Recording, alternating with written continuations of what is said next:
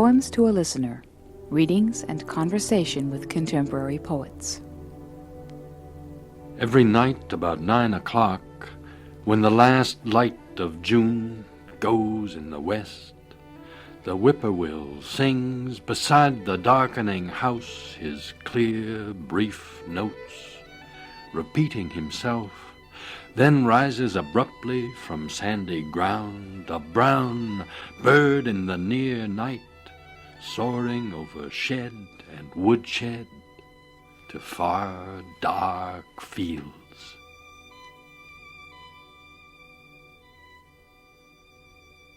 Welcome to Poems to a Listener.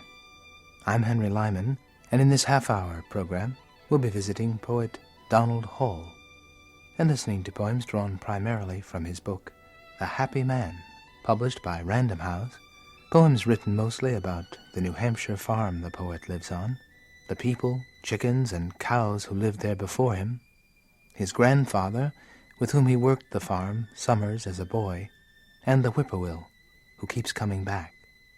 Here at the farm, the whippoorwill is an annual event. Some years he doesn't come right away, and then we're worried about him, you know. Some years we wait a long time, and then the whippoorwill will finally come. I'll begin to hear it. But I love it when it comes. It's like an old friend coming back again, and I think of it as, almost one single eternal bird that's been here forever. And I love the particular call. Can you imitate it? No, I don't think I really can. Yeah, that's not so bad. You first heard it here on the farm. Yes, I believe I did. I think I heard it here when I was a boy. I don't think I've ever heard it other places where I've lived. I associate it with this farm, with New Hampshire, with this family place, particularly. The Henyard Round. From the dark yard by the sheep barn, the cock crowed to the sun's pale spectral foreblossoming eastward in June, crowed and crowed, later each day through fall and winter, conquistador of January drifts, almost useless vain strutter, with wild monomaniac eye, burnished swollen chest, yellow feet serpent scaled and blood-red comb, who mounted with a mighty flutter his busy hens, generalissimo rooster of nobody's army.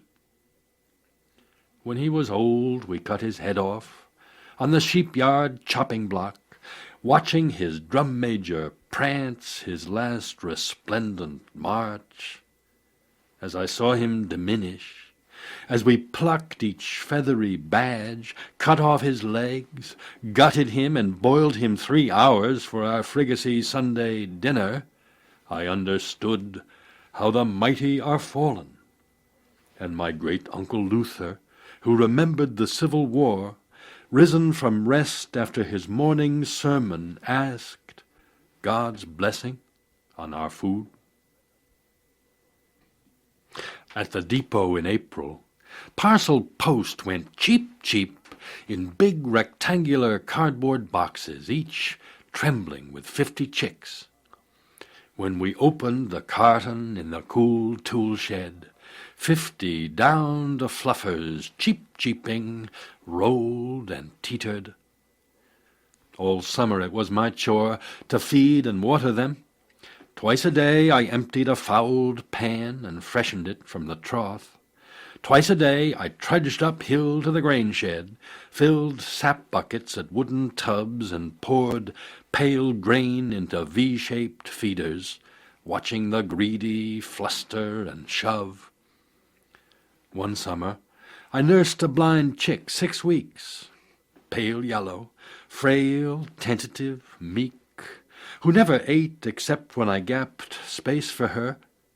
I watched her grow little by little, but every day outpaced by the healthy beaks that seized feed to grow monstrous, and one morning discovered her dead, meatless, incorrigible.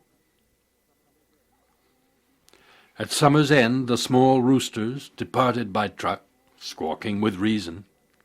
Pullets moved to the hen house and extruded each day new eggs, harvested morning and night. Hens roosted in darkness locked from skunk and fox, and let out at dawn footed the brittle yard, tilting on stiff legs to peck the corn-cob clean, to gobble turnip peel, carrot tops, even the shells of yesterday's eggs. Hens labored to fill egg boxes the eggman shipped to Boston, and to provide our breakfast, gathered at the square table. When the egg-making frenzy ceased, when each in her own time set, for weeks as if setting itself made eggs, each used-up diligent hen danced on the packed soil of the hen-yard her final headless jig, and boiled in her pale shape, featherless as an egg. Consumed like the blind chick, like Nanny, who died one summer at 87, childish, deaf, unable to feed herself, demented.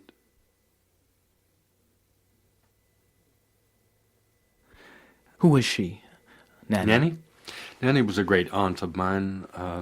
She was Luther's mentioned in the first part, and Luther's sister. Your Uncle also Luther. Sister of my grandmother, Kate.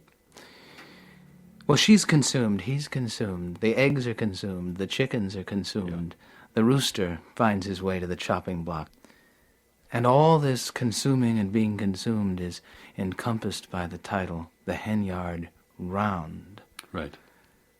Why? Well, it's my observation. We live by consuming each other, and we are consumed, and our consumption leads to the reinstigation and the continuation of the round.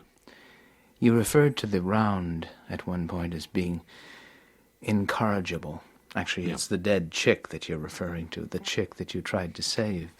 But in a way, you're referring to the round itself as being incorrigible. Sure. First of all, incorrigible is a word we usually use as of bad moral behavior and so on. And, I wanted to twist it a little and take it back to its origins. I wanted to correct nature in getting the blind chick to survive. And, of course, as you just imply, I want to really, like all of us, I want to correct nature by living forever, or having the people I love live forever. I would dearly like to correct nature and straighten that round out into a steady line. But we are incorrigible in that desire. We cannot correct it. I know it. And this is certainly part of the burden of the round in general. Oxcart Man. In October of the year, he counts potatoes dug from the brown field, counting the seed, counting the seller's portion out, and bags the rest on the cart's floor. He packs wool sheared in April, honey in combs, linen, leather tanned from deer hide, and vinegar in a barrel, hooped by hand at the forge's fire. He walks by his ox's head 10 days to Portsmouth market, and sells potatoes, and the bag that carried potatoes, flaxseed, birch brooms, maple sugar, goose feathers, yarn. When the cart is empty, he sells the cart. When the cart is sold, he sells the ox, harness and yoke, and walks home, his pockets heavy with the year's coin for salt and taxes. And at home by fire's light in November cold, stitches new harness for next year's ox in the barn, and carves the yoke and saws planks, building the cart again. He's a patient fellow. He's a patient fellow, yes. This is a story that was told to me by a cousin, who was a man in his 70s. And he told me that when he was a boy, he'd heard it from an old man. Strange, the poem is enormously about work. Now, it took me about 2 years to write it, short as it is and simple as it is. It took me about 2 years. When I began writing it, as usual, I didn't really know what it was about. I knew the story, and I knew that I loved it, and I knew it was about a cycle again of renewal, exhaustion and renewal. But I didn't realize so much that it was a celebration of work and of patience. When I began to read it aloud, I guess, at poetry readings, I discovered that although it was very exhilarating for me and for half of my audience, for another half of my audience, it was depressing. It was depressing because you did all this work and then it was all gone. Right. They responded to it negatively. They felt it was just somehow absurd, futile to keep going like that day in and day out, the same cycle. Depressing, disappointing. This is not misinterpretation. This is simply a different attitude toward life, that's all. From the Rocker. With lanterns the men climbed the hill by his mother's house to look for him, called his name and stood listening. Then their lanterns turned the windows yellow, one by one. When they climbed the attic stairs, Willard Foster's nose bumped into boots swinging. He pushed them off, and the boots swung back and hit him. She was down to 80 pounds, same as her age, rocking in the kitchen as she remembered lanterns and boots. Who told the story? It was it's a cousin of mine by marriage, a very old lady. I think she's 89 now. I'm not sure she was precisely 80 when she told me, probably a bit older than that, really. But I was interested in the speech, in the way that she told me, the images that she told me, and that she told me, that this elderly voice is telling me something that happened so long ago. That was such a moment of passion and suffering and misery, preserved in this little old body. But it's about the suicide of another cousin of mine, a boy, actually, who killed himself when I think he was 14 years old. Very strange story. He seemed to be terribly happy, and in everybody's retrospect, this was long before I was born, but they found him hanging in the attic, more or less under the circumstances that I describe. The way you describe it is so vivid, partly because of its subtlety. I mean, we don't really see the body. The boots brush against Willard Foster's nose, and then they come back and hit him. And that's when it hits us, the listeners, what the fact of the matter is, that someone's hanging there. Someone's hanging there. Suicide, of course, is such a challenge to one's own life, to one's own very consciousness. You have to deal with it. Although one may not be suicidal, in a way one deals with it all the time. It is not a distant thing. That is part of one's own psyche, I think, has to have these tendencies. They are universal. Mr. Wakeville on Interstate 90. Now I will abandon the route of my life, as my shadowy wives abandon me, taking my children. I will stop somewhere. I will park in a summer street where the days tick like metal in the stillness. Then I will rent the room over Bert's modern barber shop, where the "To Let" sign leans in the plate-glass window. Or I will buy the brown bungalow for sale. I will work 40 hours a week clerking at the paint store. On Fridays I will cash my paycheck at Six Rivers Bank and stop at Harvey's Market and talk with Harvey. Walking on Maple Street I will speak to everyone. At basketball games I will cheer for my neighbors' sons. I will watch my neighbors' daughters grow up, marry, raise children. The joints of my fingers will stiffen. There will be no room inside me for other places. I will attend funerals regularly and weddings. I will chat with the mailman when he comes on Saturdays. I will shake my head when I hear of the florist who drops dead in the greenhouse over a flat of pansies. I spoke with her only yesterday. When lawyer elopes with babysitter, I will shake my head. When Harvey's boy enlists in the Navy, I will wave goodbye at the Trailways Depot with the others. I will vote Democratic. I will vote Republican. I will applaud the valedictorian at graduation and wish her well as she goes away to the university, and weep as she goes away. I will live in a steady joy. I will exult in the ecstasy of my concealment.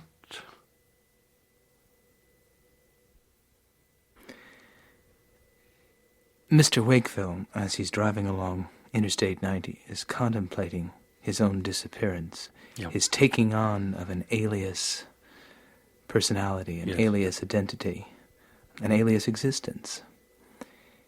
Could that be a form of suicide, of self-extinguishment? Yes. It's an alternative. It's a daydream, a fantasy of total alteration of the life, of sinking without trace. Any metaphor that you use to talk about it will be rather lethal. You get a strong signal that Mr. Wakefield's real present life is extraordinarily volatile, nasty, tumultuous, something to escape from. He seems to want to give up all responsibility. He's going to be like everybody else, and he's going to have, as he predicts for himself, as he so desperately wants, a life of complete convention. Total conformism. Yes, so there's no responsibility because you know exactly what you have to do and are going to do. Your grandfather was a very different kind of person from Mr. Wakefield. But, he lived in his own present. He didn't live anywhere else. That's the problem with Mr. Wakefield, that he cannot live in the world he actually inhabits. But my grandfather lived in the daily world. He lived in the day. I admire that. Great day in the cow's house. In the dark tie-up, 7 huge Holsteins lower their heads to feed, chained loosely to old saplings with whitewashed bark still on them. They are long dead. They survive in the great day that cancels the successiveness of creatures. Now she stretches her wrinkly neck. Her turn-up eye rolls in her skull. She sucks up breath, and stretching her long mouth mid-chew, she expels...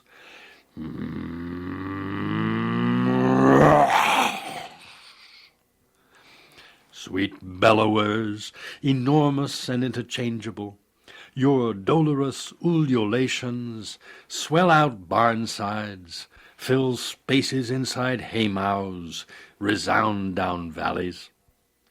Moos of revenant cattle shake ancient timbers, and timbers still damp with sap.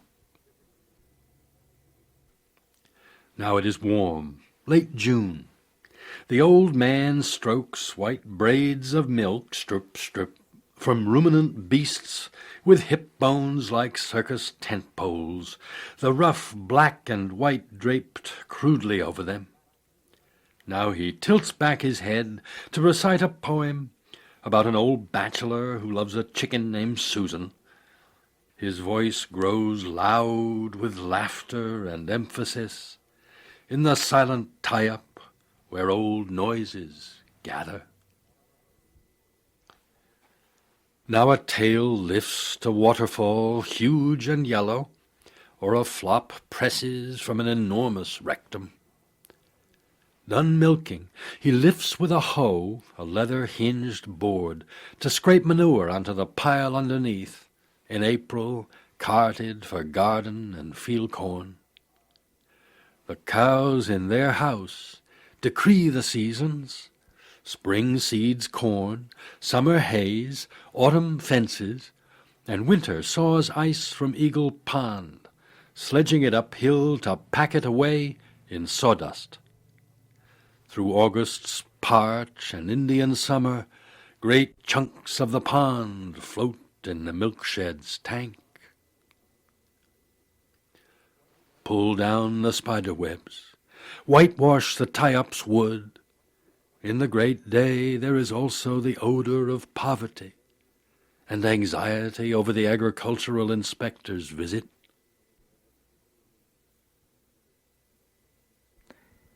In this first section, we see the cows decreeing the seasons. Mm-hmm. We see them expelling manure. We see them milked by your grandfather, Wesley Wells. And we hear those moos, that wonderful sound. And we hear all those sounds in the silent tie-up in the barn. Yes. When you go in there, do you still hear them? Oh, I do from time to time, yes. When I go into the tie-up, the memory of them is so vividly present that there is something like the great day. Everything is co-eternally present. Everything becomes now. Yes, eternal now. They are long dead. They survive in the great day of August to convene afternoon and morning for milking. Now they graze Ragged Mountain, steep sugar bush, little mountain valleys and brooks, high clovery meadows, slate-colored low-bush blueberries. When grass is sweetest, they are slow to leave it. Late afternoons he spends hours searching. He knows their secret places. He listens for one peal of a cowbell carried on a breeze. He calls, "Kabosh, kabosh, kabosh, kabosh, kabosh." He climbs dry creek beds and old logging roads, or struggles up needle banks pulling on fir branches. He crosses clearings dense with blue flowers. He hacks with his jackknife a chunk of spruce gum oozing from bark, and softens it in his cheek pouch for chewing. Then he pushes through Hemlock's gate to join the Society of Holsteins. They look up from grass as if mildly surprised, and file immediately downward. Late in October, after the grass freezes, the cattle remain in their stalls, twice a day loosened to walk stiff-legged to the watering trough, from which the old man lifts a white lid of ice. Twice a day he shovels ensilage into their stalls and shakes hay down from the loft, stuffing a forkful under each steaming nose. In late winter, one after one, the pink-white udders dry out as new calves swell their mothers' bellies. Now these vessels of hugeness bear, one after one, skinny-limbed small Holsteins, eager to nuzzle the bounty of freshening. Now he climbs to the barn in boots and brown overalls, 2 tattered sweaters, a cloth cap, and somebody's old woolen coat. Now he parts the calf from its mother after feeding, and strips the udder clean, to rejoice in the sweet, frothing tonnage of milk. When his neighbor discovers him at 87, his head leans into the side of his last Holstein. She has kicked the milk pail over, and blue milk drains through floorboards onto the manure pile in the great day. Now, in April, these wallowing, big-eyed calf-makers cherish their utmost hour. When snow remains on the north side of boulders and sugar maples, and green starts from wet earth in open places the sun touches, he unchains the cows one morning after milking, and lopes past them to open the pasture gate. Now he returns, whooping and slapping their buttocks, to set them to pasture again. Now they are free to wander eating all day long. These bone rafters for leather, these awkward arcs, these cud-chewing lethargic mooers, now they roll their enormous heads, trot, gallop, bounce, cavort, stretch, leap, and bellow, as if everything heavy and cold vanished at once, and cow spirits, light in the new morning air, floated, weightless as clouds in the great day's windy April.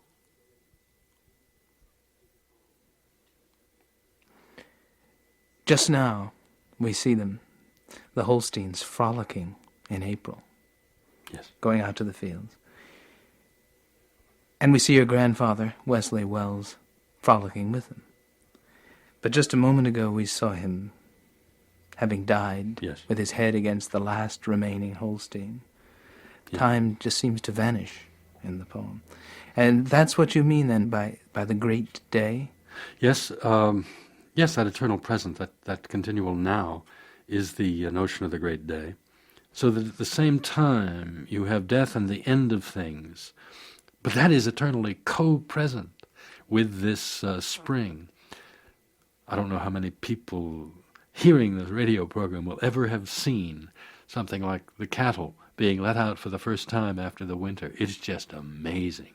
You never see anything like that joy. It's like puppies, exactly like puppies. They bounce and jump around, these enormous cattle. But, of course, they don't continue. It's just a moment. Everything becomes very light at the end. Is it that when you contemplate that great day, do you have the impression of lightness, of buoyancy? Yes. It is exhilaration. The experience of the perception of the great day itself is enormously exhilarating. It is the lungs filled with air suddenly. It is a kind of lightness. That is exactly why the poem ends that way, why I think it's appropriate, without, I think, denying the reality within the life as we know it, the life of time.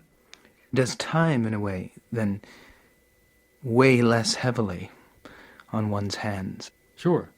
It does in this visionary or even mystical perception. Time is cancelled. Then, because it's a fragmentary experience, time resumes, the heaviness comes back. It is the alternation between the sudden exhilaration, floating oneself out in space for a moment, and then to return with the heaviness of one's natural body to the real world and the time and the aging and whatever. Whippoorwill. Every night about 9 o'clock, when the last light of June goes in the west, the whippoorwill sings beside the darkening house his clear, brief notes, repeating himself, then rises abruptly from sandy ground, a brown bird in the near night, soaring over shed and woodshed to far, dark fields. When he returns with the light, before cock crow, in my sleep I hear his 3 syllables make a man's name, who slept 50 years in this bed and ploughed these fields. Wesley Wells, Wesley Wells. It is good to wake early in high summer with work to do, and look out the window at the ghost bird lifting away to drowse the whole day nested in his grassy hut.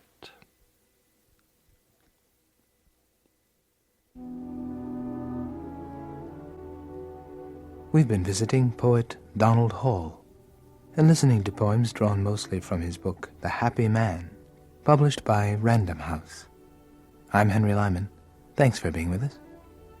Poems to a Listener was produced by WFCR, Amherst, Massachusetts, with technical assistance by Sheldon Katzman.